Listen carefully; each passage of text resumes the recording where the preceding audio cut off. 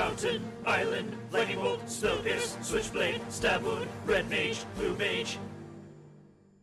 We're live, and now I have sound. You can hear me. We're talking about how I'm on Namek, and that's why you couldn't hear me, because I was all the way on Namek.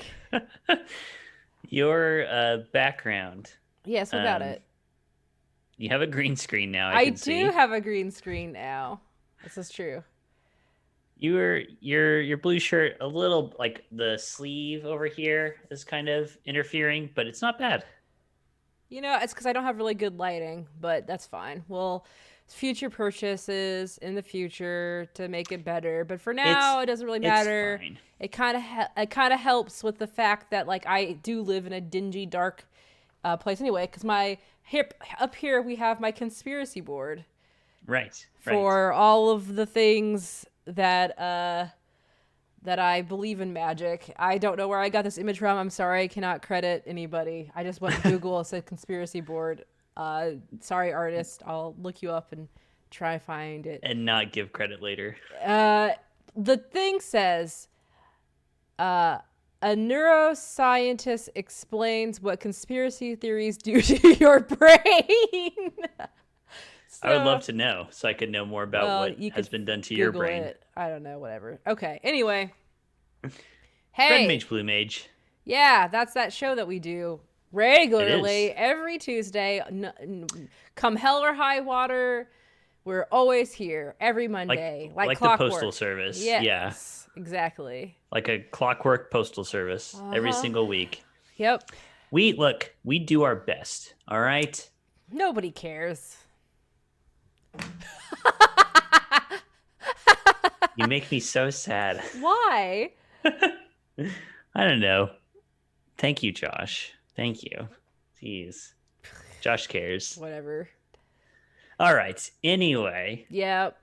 Getting to the show. I want to talk to the podcast listeners right now. Just to let you know, on Tuesdays, we record at 7 p.m. Eastern Time on twitch.tv/geekspective. We're there most Tuesdays. We're not there every Tuesday. Check out our Twitter at RedBlueMTG just to keep up with things. But we try to record every week.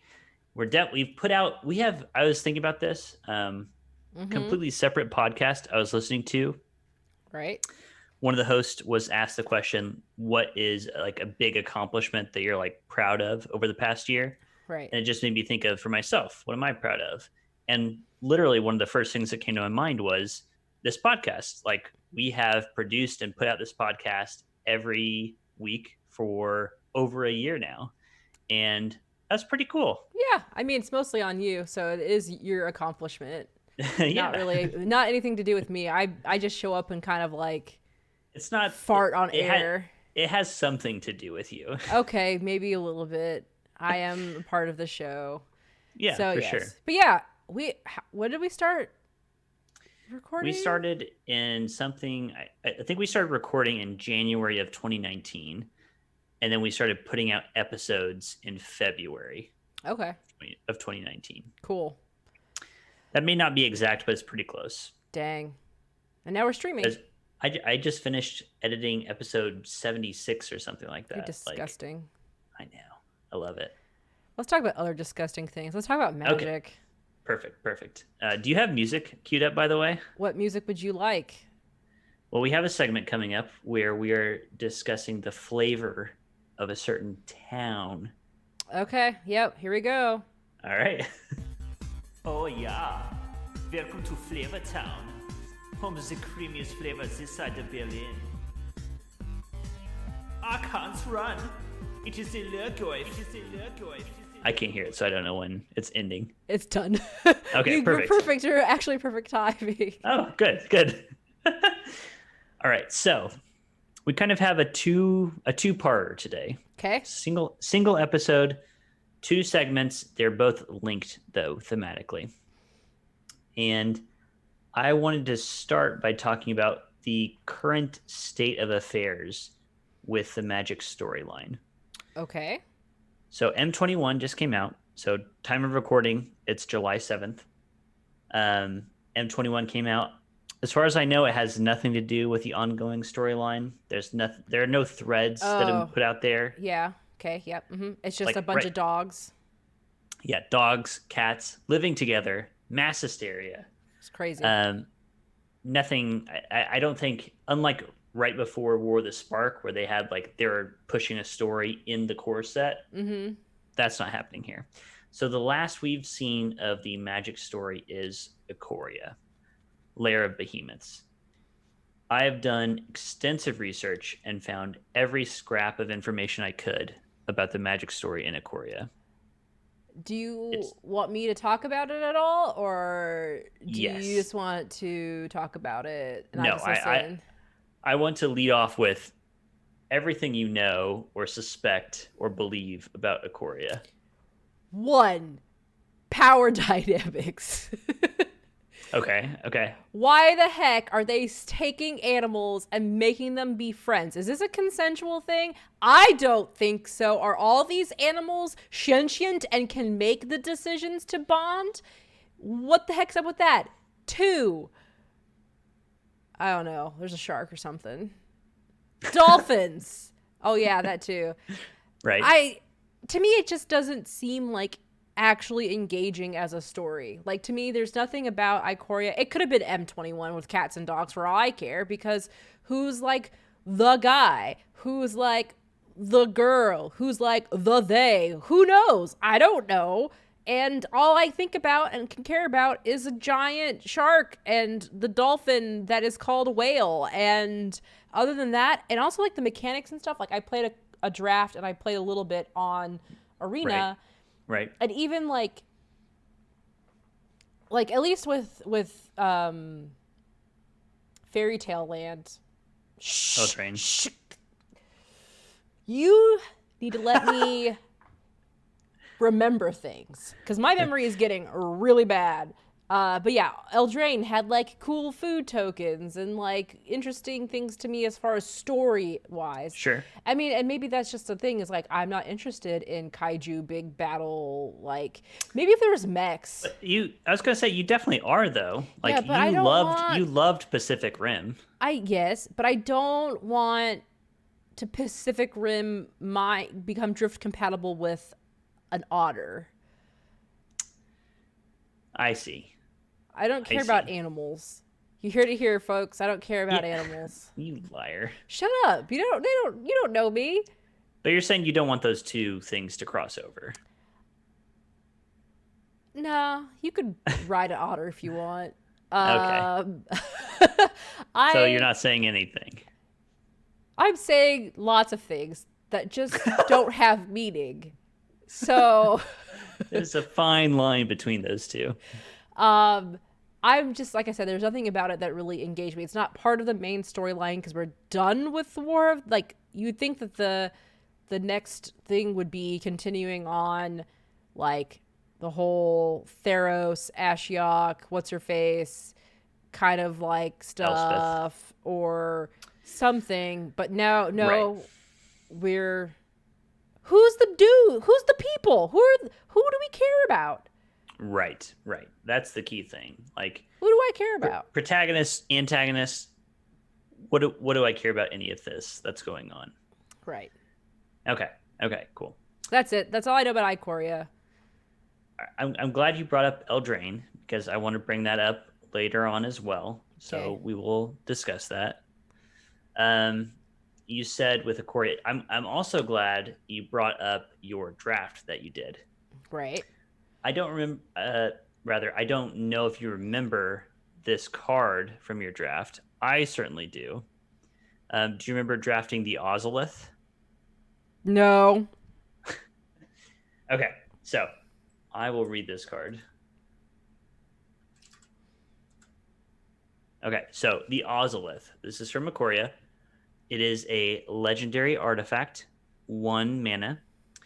Whenever a creature you control leaves the battlefield, if it had counters on it, put those counters on the Ozolith. At the beginning of combat on your turn, if the Ozolith has counters on it, you may move those counters from the Ozolith onto target creature. Wow. So I drafted a good card, but I didn't use it at all because I put like a donkey in or something, like 4 donkeys.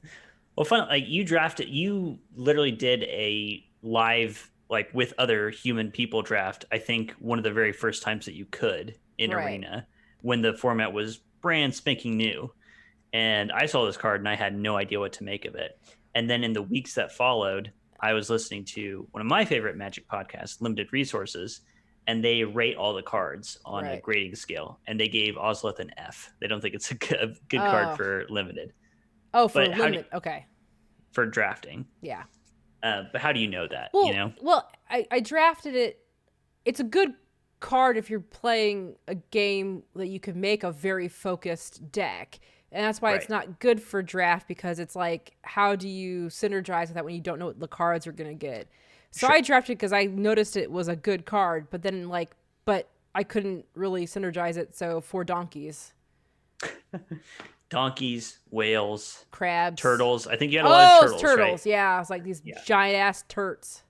Yes. Big booty turtles. Yes. Big That's booty exactly. turdies. That's what it was. So the Ozolith is like the plane of Ikoria is covered in these living crystals. The Ozolith is the greatest of these living crystals.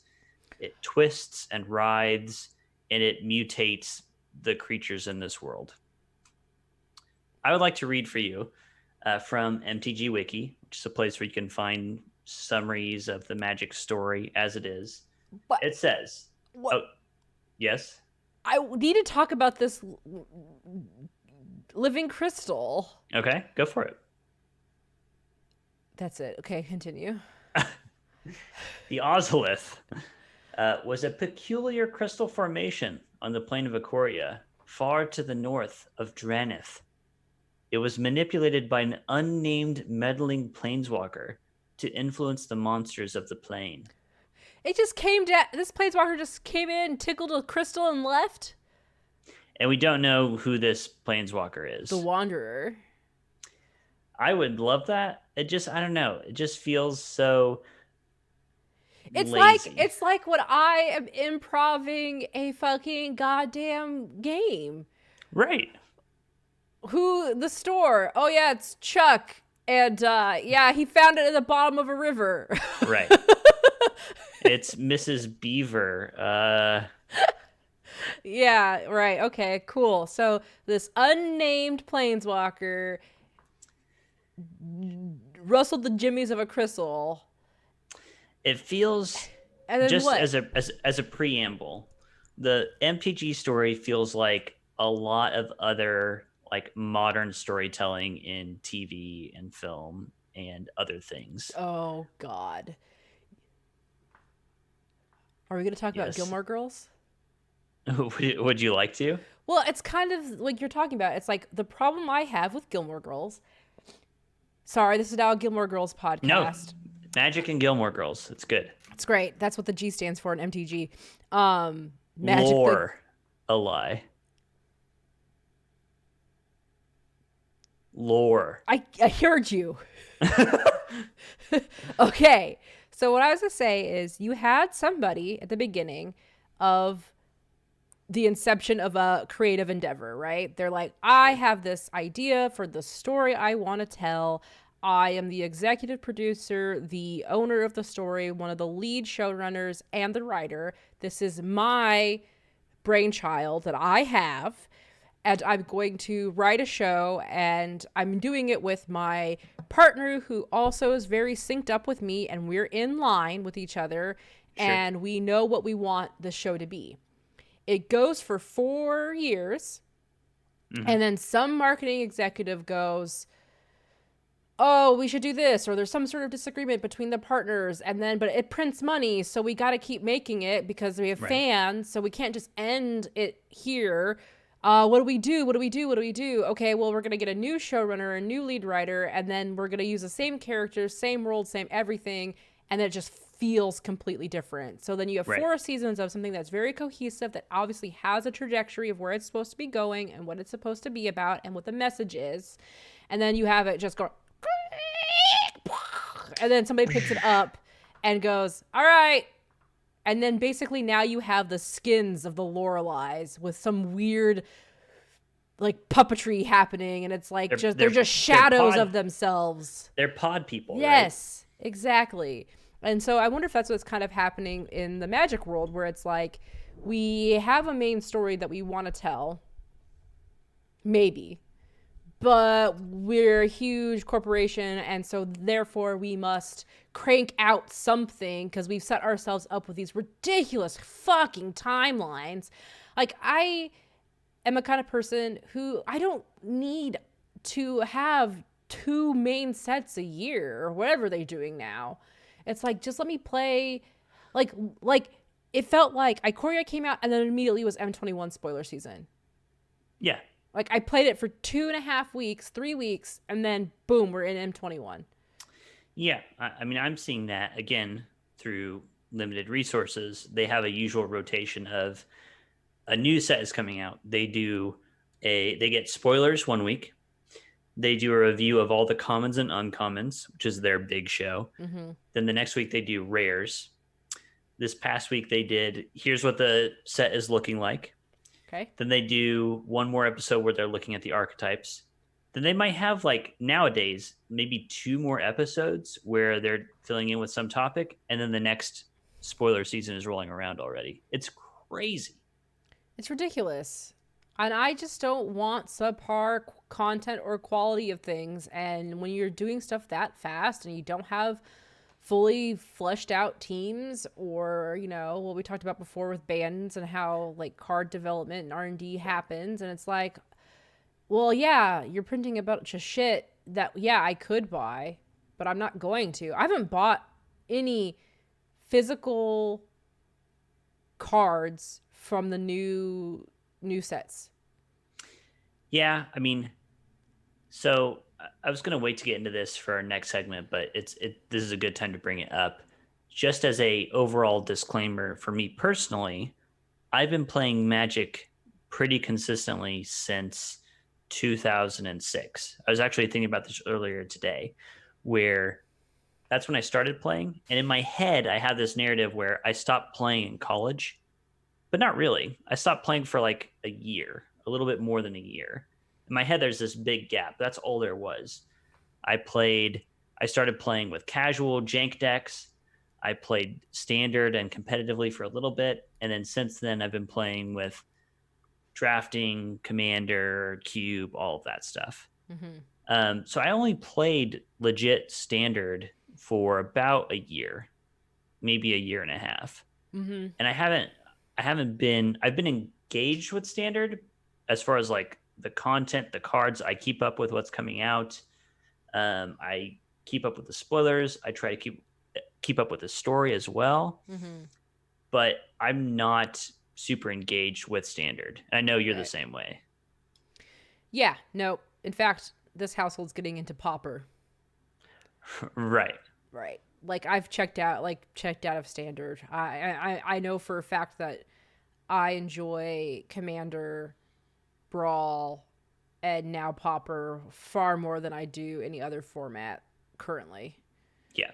Cube drafting is, you're the only person I know who's a cube, so, and unfortunately we can't see each other because of COVID, so we haven't done a cube draft in a long time. Right. But yeah, that's how we play Magic. So just take all of that. I just want to put that out there. Take what we're saying with a grain of salt, because we don't actually play standard. Right. I think because standard's the more, I don't want to say more competitive. It's not. It's just the more... I would say it's like the premier competitive scene. Yeah. If you want to play competitive Magic, you're playing standard. Right. Correct. Right.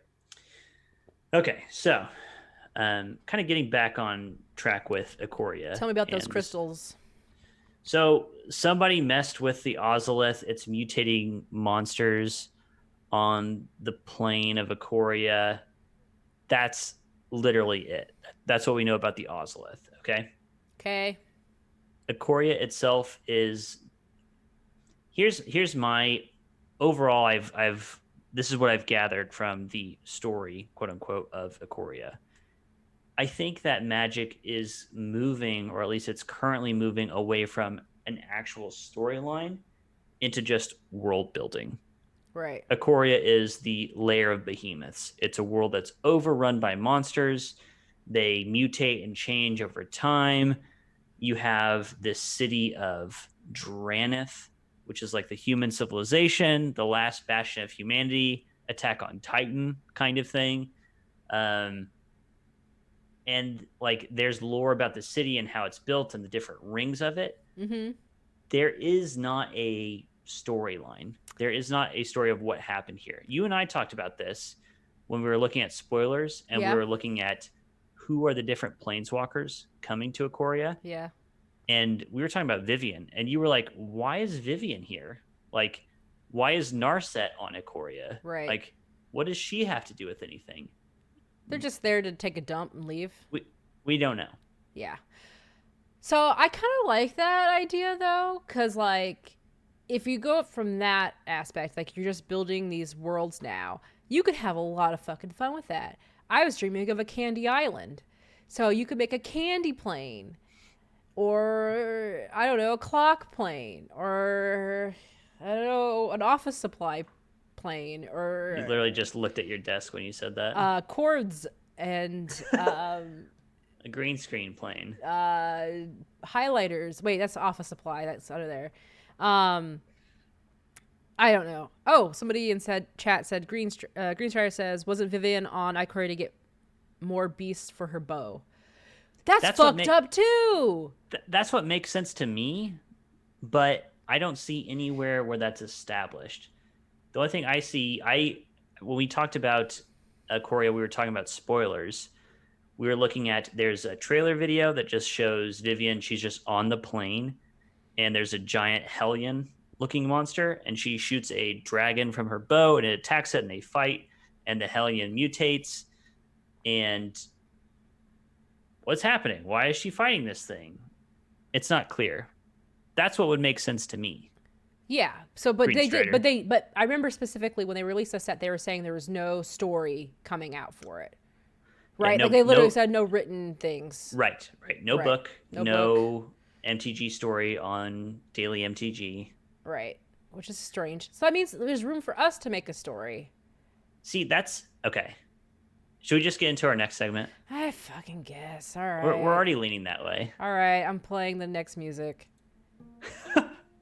Once again, it's time for an academic debate between a civilized scholar and a homicidal brute. Let's begin. All right. You could talk now. Okay. So Once again, where I wanted Wait, to take oop. this, Sorry. My music kept going. Now you can go and talk. sabotaged. Sorry. I'm not good at clicking buttons. Where I wanted to go with the rest of this conversation, which is where we're already going, is what would you like the Magic story to be like? And this is a question for the chat as well. Like, if the Magic story took the shape of what you wanted it to be, what would it look like? One, are you talking about the overall entire Magic story, or are you talking about specifically how they do with things with the plane, like the different sets? Take it where you want. Tell me what you want. I have to think about this, because for me, like I haven't really read in a long time. And also that's another thing. Are we talking about actual written stories, or are we talking about just the story we get from the sets? That's a good question, because one thing I was thinking about is, emergent storytelling. So, Right. for example, if we look at War of the Spark, we got a story that was being told through the cards, Which was and cool. which was cool, and we got a story that was told in a book, which sucked ass. Yeah, it was not a good book. So, me personally, I kind of just want to see the entire Magic story being told through the cards. Like, this is the primary medium that we're being told everything through. This Right. is the medium that we engage with. Right. I want most of the story, or a lot of the story, to be told through the cards themselves. Right. And it was fun to like look at the cards from War of the Spark and to fill in those blanks and make that story myself. Right. I think that should be the primary mode of delivery. I also, like Josh, used to read the Gathering books when they would come out. Not all of them. It was like literally just like Lorwyn and Morningtide. And I can't for the life of me remember anything about the books that I read. It's been so long ago. But it was definitely like, I liked that. I mean, even with Warcraft, World of Warcraft, I read the World of Warcraft. I read the Warcraft books because I was really into the lore of Azeroth and like everything that was going on. Sure. And it was good to read an actual story. Personally, I like the idea, like you were talking about, how Ikoria is more like a world building. Like just a playground, essentially. Like this is just a setting. Welcome to a world. Welcome to a world. This is what's going on in this world. There's not really necessarily anybody that you know, and it's just encapsulated. And maybe it doesn't even ever engage with the main line. I think you need to have one main line of story, predominantly told through cards, and it would be nice to have supplemental stories that support it, whether it be online only or book. And then I like the idea of that you have these little contained and more like short story vignettes, maybe Yes. not a full story, but like I would even like, do you know those books that come out where they're like basically just like, for instance, the Star Wars ones where you just open through it. It's like, it's pointing at things and like, this is the goggles of the Jedi and this is the scarf of the Sith. And these are the creatures that walk along the hillsides in the desert lands.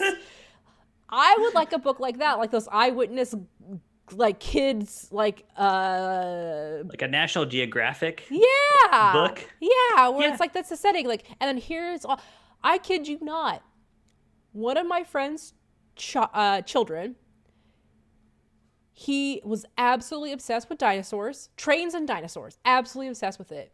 And every night, she had 3 kids, and when I would babysit them, I had to read them. Each of them got a book to read.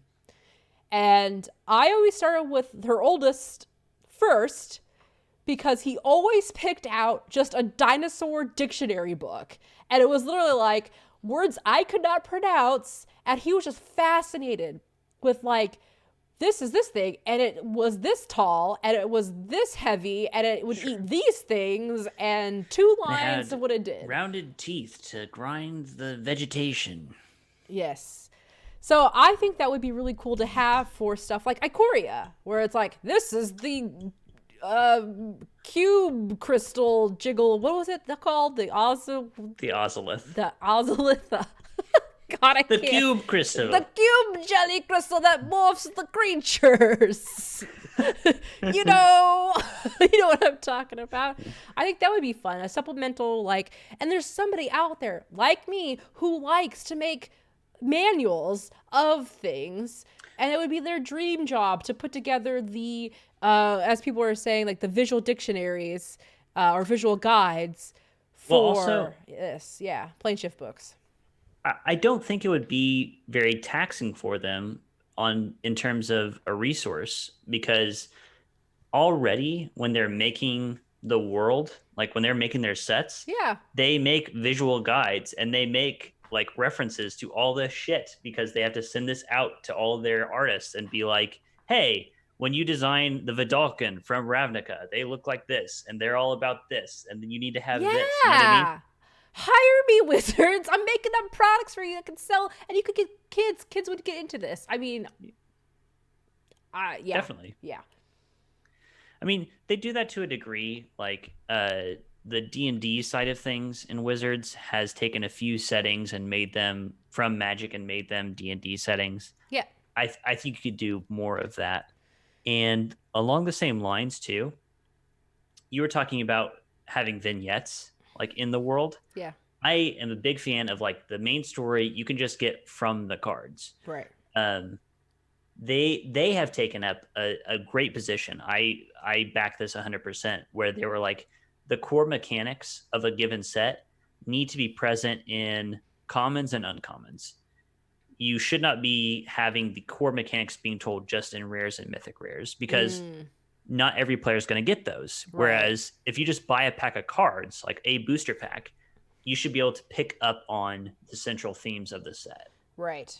That's a good idea. I think that's true of the story as well.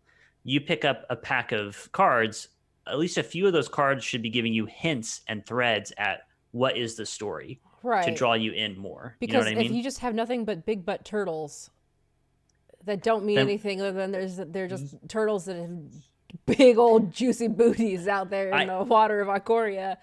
What does that mean? Do they got crystal butts? Because then that would make more sense. Anyway, sorry, you're gonna say something important and serious. Well, I was just thinking, like, that in my mind, to bring it back to War of the Spark again, I think that was the height of their storytelling, not the book. Book sucks. We all know that. But like everything else was great. Like the trailer, the video trailer that came out for it, like that was one of the most powerful. That was one of the best bits of storytelling that they did. Are you rolling your eyes at Linkin Park right now? I don't know. No. You can't put that aside. Whatever. That's fine. I was just very impressed. Like you also brought up Warcraft and Azeroth. I've played 0 Warcraft my whole life. Right. But I've watched a lot of their video trailers. Mm-hmm. And I'm like, they're just so cinematic and well done and well produced. They've drawn me into that world, even though I don't even fucking play that game. You know what I mean? Right. Well, think about me.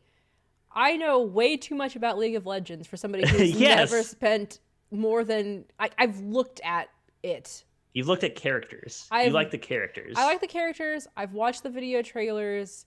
And you've said it's almost enough to get you to play. It's almost enough. It's almost enough. It's not quite enough to get me to want to play League of Legends. And that's an achievement in my mind. Right.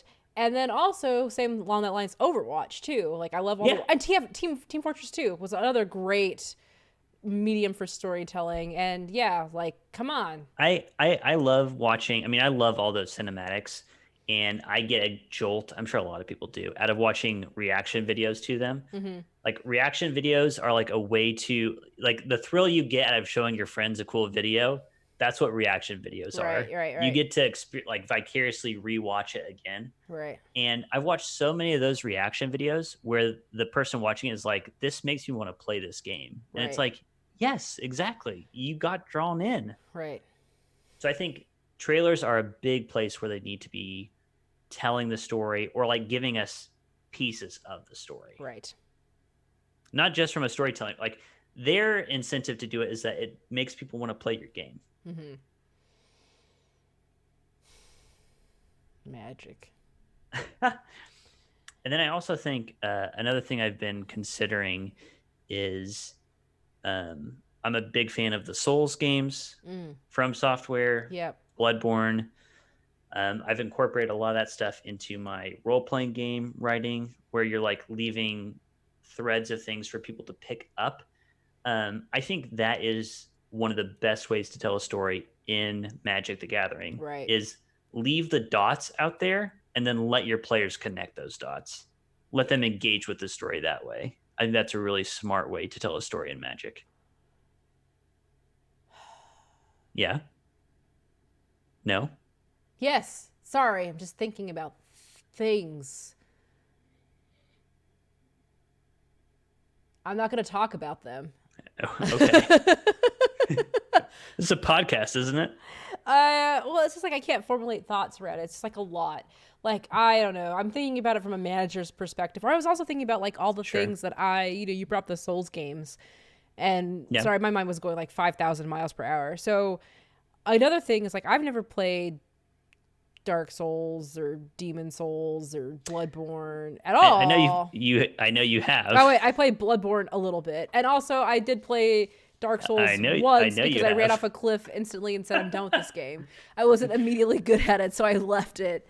You were pretty good at Bloodborne. Oh yeah, but it just made my butt sweaty. I can't play horror scary games.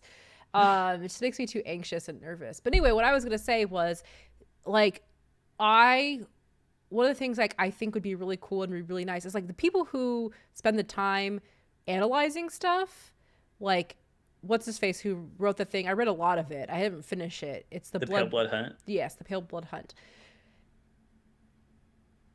man, they put a lot of effort and everything into it. And it's like, Yes. companies should be like promoting the shit out of those people's things. Yes. Because it's like, holy crap. And so it's like, why isn't Wizards or other people like, do they have somebody whose job it is to, maybe they have community managers, but it's like, why aren't you promoting these people who are doing fan stuff for you more? Because they're truly hyping up. And I know they do it from the sense of competitive. I don't know how much they do it with like YouTubers and other people who generate content for them.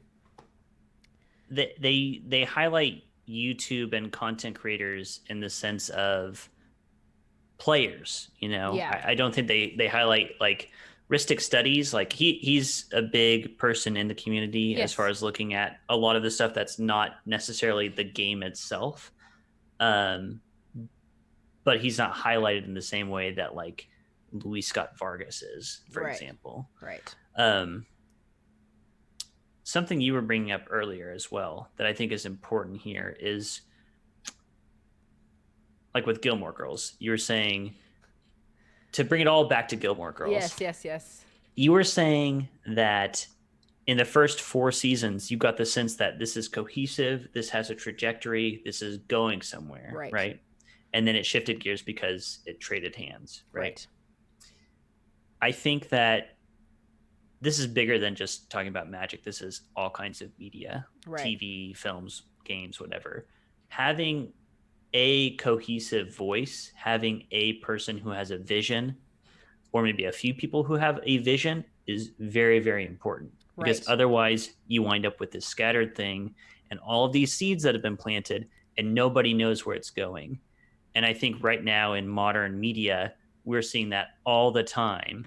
Where all these interesting seeds have been planted and no one knows where it's going. And then you get to the end and it's like, oh, it's all just a huge mess. Right. And so I would like to compare and contrast the Star Wars trilogy, like the sequel trilogy, with something like Dark Crystal on Netflix. The thing. You're talking about the sequel trilogy, right? Yes, like the one with Rey and her boyfriend and stuff like that. Yeah, whatever. Obviously, there was no vision there. They had too many. It's a corporate. It prints money. You know, it's like too many cooks in the kitchen. I mean, I did not. Let's just say this. I don't want to say I 100% enjoyed all the Star Wars films that came out over the last few years, but they weren't like so crappy that I couldn't like be like, digest oh yeah, them. pew pew, woo, it's it's fun. I love lasers. I like things that explode. But by the time you got to the third movie, it did feel very much like I gotta run this module. I have a 6-hour module I need to run in 4 hours kind of situation. Right. Let's just get all the MacGuffins in there and just go. Let's MacGuffin time. All 3 MacGuffins. Let's go. Right. So, and then you have something like, I want to say, if you're a creative person who wants to work with a team and you're interested on how do you make something super cohesive, watching the behind the scenes, the making of the Dark Crystal Age of Resistance on Netflix was super eye-opening, because they had a director or a director, a producer team, producers who all knew Jim Henson's like vision, right, of what it's supposed to be, plus all the original people who worked with Jim Henson back on Dark Crystal, brought them in. And they said, you are this, and that is your domain, and we trust you to make the right decisions and choices. This aspect of the creation is yours. And then the writers were like, okay, we're going to go write. And they were like, okay, so we would write, okay, so-and-so characters are going to be in go down X hallway in castle. They didn't describe the castle. They didn't do it. They left it up to the creative directors, the people who are in charge of the vision of the world, And they're like, and it was perfect. It was like, you know, we didn't meddle with their stuff. Like, they know what they're doing. We're just the writers. And the director was the same way, where it was like very much he was also shooting the film himself too. He was like the lead camera person, like doing, and it was so good. It was like one of those things where I'm like, how they did it and how fast they did it too was fucking ridiculous. And it's just because they let just people, like the efficiency. They just let people do their jobs. Like, we hired you because you are a puppeteer who knows how to do, and blah, blah, blah, blah. And you are an artist who knows all this stuff. And you're a graphic designer who knows all this stuff. But here's our vision. And this is what we're doing. And it was just like very, very good. And I want to play the Dark Crystal role-playing game. I know there's one that's supposed to be coming out, or if not, it is. But anyway. But yeah, that comes down to two things, right? There's a central vision that's guiding the entire production, and trusting the people to do the creative things. Right. Yeah.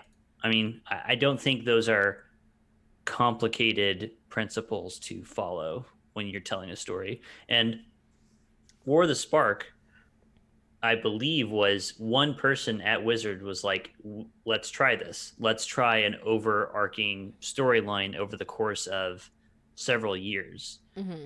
And it was a big deal, and it brought a lot of people in. We were super hyped about War of the Spark. Mm-hmm. You were super angry about all the planeswalkers. Like, yeah, it was a big deal, and it was cool, right? Yeah. Then it's like, where do you go after that? It's the Avengers problem, right? Right. Like, they do Infinity War and Endgame, and it's like, now it's time for Spider-Man fights Dr. Octopus. It's like, who cares anymore? Well, that's what I like. I like the idea of doing the world vignettes and like smaller stories, smaller things. Yeah. No, I agree. I agree. I mean, what I want to avoid is, I think the world of Ikoria is like, it is a cool setting, but I would like to know what's going on here. I don't want to, like, they bring in planeswalkers because people like planeswalker cards, you know? Yeah. And they don't know what to do with these characters. Right.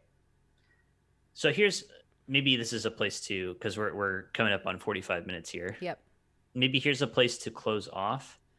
We're talking in chat about shows and media and disappointing endings. I think Green Strider was bringing up Thundercats. Yeah, Thundercats Roar. Okay. I don't know anything about that. But I know plenty about shows and media that disappoint. Like most people I know watched Game of Thrones and were disappointed about that. I watched Lost. I thought Lost sucked, the ending. I just finished Dark. I think Dark sucked at the end. I understand why it happens. Like, all these different companies are trying to get me to continue to invest and continue to watch their thing, buy their product, whatever. Mm-hmm. And an easy way to do that is to present me with a mystery, right? Mm-hmm. Because then I'll want to find out what happens. Okay, I get it. But how hard is it if you just make up mysteries? How hard is it to come up with a clever way to tie it all together? Right. You know? So we have all these pieces here. How hard is it to inventively make up a way to unite it all? I thought about that a lot after watching Lost, where I was like, I obviously have nothing to do with the production, but given the pieces that you've put in front of me, I could come up with a clever way to tie all this together in a neat little package. Right. That's all I want. Like, a bare minimum. If you're not going to plan it out ahead of time, which you should, at least be willing to do the work to make up a creative solution. Right.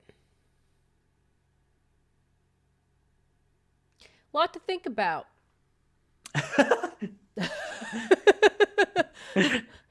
I like your pose, especially with your backdrop of your conspiracy board. Yes. That area there needs some exploring, but because it's tied to this, who knows what may happen? I don't know. Anyway. it sounds like we agree that we would like to see more emergent storytelling Yes. in Magic and more smaller stories as well. Yes. Even if it is about twins on a snowy peak thinking about dragons. Okay. God. I was fine with it. What's wrong with it? Okay. Okay, we Final- got final note. Hire this stuff out to people who are passionate and want to tell these stories. Right. Yeah. Like, I think it would be awesome. When I wrote my little bit of fan fiction for Magic, I was like, wouldn't it be cool if they just had like an official forum where people could just add stories and they get upvoted? Do you know what I mean? Yeah. It's not canon, but it's just like cool stories told using the cards and using the information. Whatever. Corporations. Echo says no more twins and dragons, please. So I guess we're done. We gotta do. I want to make an arcade game out of it. That's the next thing I gotta do with my twin dragons. Stories. God, I can't talk. I'm losing my brain thinking about things. So All I think right. we should end. Maybe we should wrap up. Yes. Yeah. All right. Cool. Well, thank you everybody for tagging along in the stream or listening to the podcast. We appreciate it. We're Red Mage Blue Mage at Red Blue MTG on Twitter. I'm at Wolfmere on Twitter. I am at Rocket Orca on the Twitter. And until next time, I'll be representing Counterspell. And I'm always thinking about those big old butted turtles. Catch y'all later. I gotta find the right music to get out of here because I didn't. I don't. Where is it? If only you knew we were closing out. If only I was ready for the end, but I wasn't. I didn't have the end in mind, and so here we are. Okay, we're leaving. Bye.